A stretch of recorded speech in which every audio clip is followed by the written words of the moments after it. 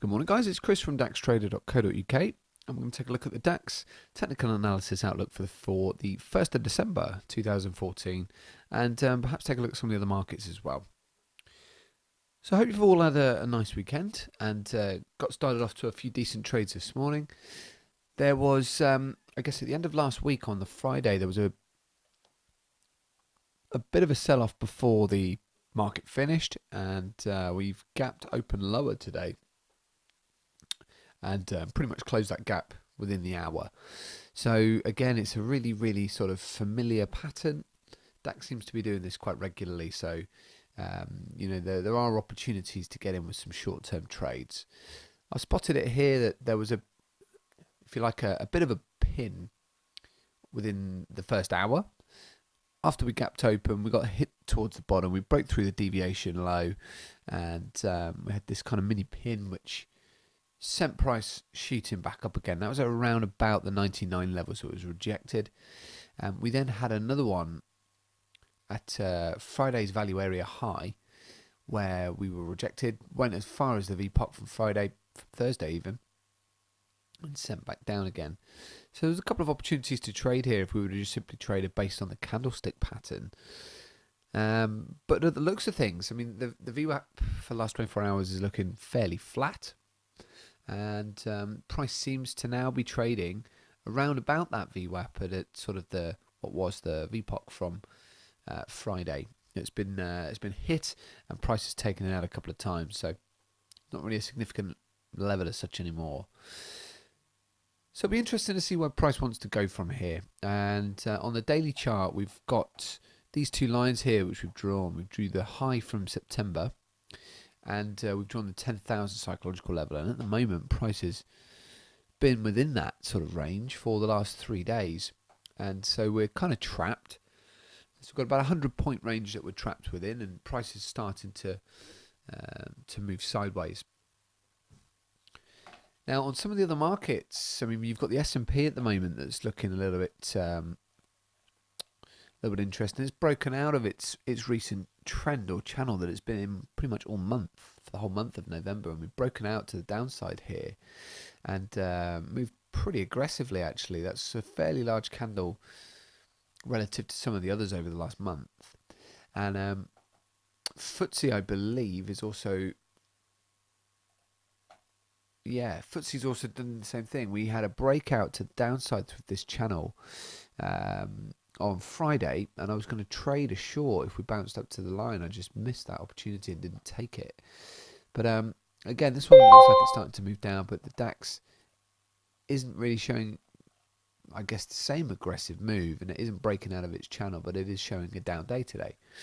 So if we look at the Friday pattern, we could suggest that maybe this is a doji, and it will signal the indecision at the top of the move, and this could very well be the start of the move down. And I've been asking for it for a few days in terms of getting a correction, and Monday is normally a pretty good day to give us those sorts of moves.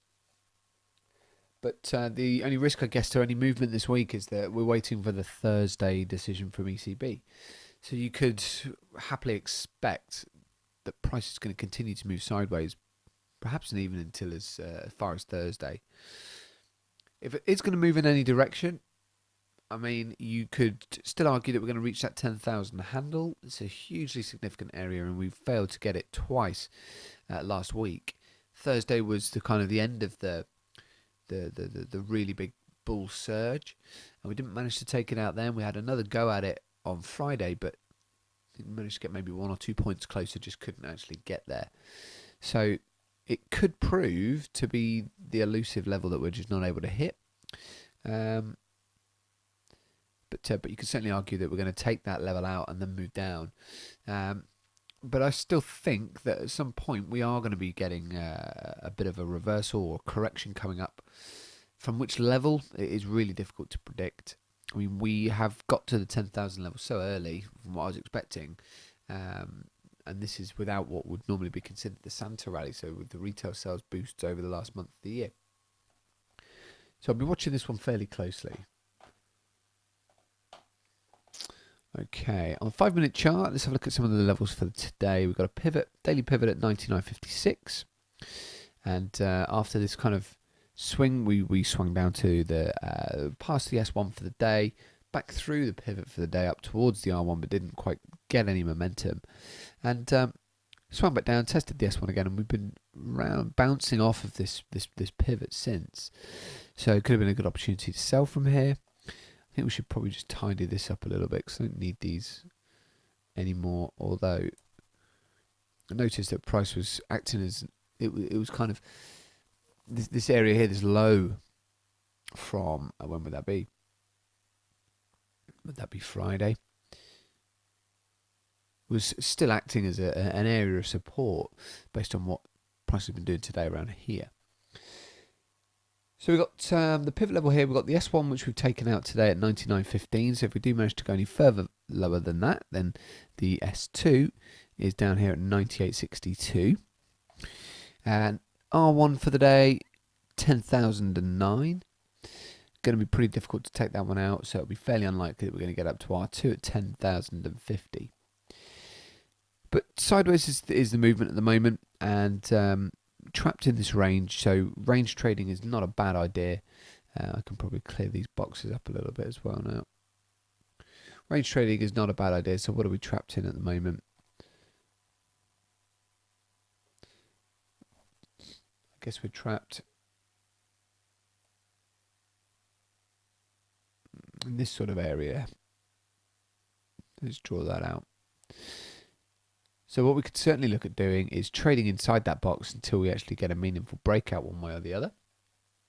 And you could perhaps look at putting the box up into zones, so you could buy if you or sell if you reach inside this kind of area, draw something similar, and buy if it reaches the other one. And that will give you the risk reward ratios that would be good to stick to. So you'd buy from this zone, sell from this zone, and then get back out when price reaches the opposite zone, basically. So that's one option I could look at trading for this week, but until I get a meaningful breakout, it's difficult to take a longer swing trade. I like the look of a reversal fairly soon, just based on what the S&P is doing, and with some of the other factors that are coming out, certainly that are pointing to a bit of euro weakness. If we can get a fairly big catalyst in terms of the fundamentals to suggest that there's a lot more strength coming towards the euro, that's going to support the case for a reversal on the DAX, in my opinion. So gold was a pretty decent one over the weekend. I hope you guys managed to get a trade in on that. But gold broke out fairly well to the downside on Friday, in anticipation of the vote that was going to be happening over the weekend, and you know what the results were from the Swiss referendum. So managed, as soon as market opened, to take advantage of that. I had a short position on Friday, which was, I guess, closed around about this kind of level on Friday night. We opened up and took out a fairly decent sell-off, and I just kept moving my stop loss down. Left a few on the table because I think it went as low as 11.45 or something, and I got out at 11.55. So I left sort of $10 on the table there, which is quite a lot, but managed to take quite a decent amount out. Got $21 on the trade, and I had a fairly decent trade or position size on that one as well. So yeah, really happy. Don't really have any other trades on apart from the Euro Swiss trades, which have been on for ages, and I'm going to keep them on for ages. We have started to reach a new high here, and we got up to the 120.40 level. So it does look at the moment like the floor is going to hold, but it's way too early to tell. Who knows what's going to happen here. I'm going to keep the trade on. I'm quite happy for this one to get stopped out if it does. It's one of those things, but I still like this being a high probability trade setup. That's basically it. So oil I'm not involved in at the moment, but we are down at 65, 66, and it just seems at the moment like this is not going to let up for a little while. There are reports that suggest that we could be getting as low as $60 a barrel. But selling it is always going to be a risk when it is so heavily oversold at the moment, so might just sit down and watch that one. And I'm not really involved in any other pairs, so I'm going to go and do some, have a look at some of my indicators, see if I can get some trades on today. Should be able to get a signal out there at some point today. So when I'm going to start going back to the other trading, posting up my trades, I'll be able to actually have the signal follow those trades. It's just basically a demo account which I've created because it's simple to just set up and get going without giving away too much of the sort of personal information. And it's going to copy the trades that I'm actually putting on the other accounts as well. So if you do want to follow those, feel free, and I'll get that up on the site at some point this week. So I'll leave it there for now. Good luck trading for the rest of the day, and I'll be back later on.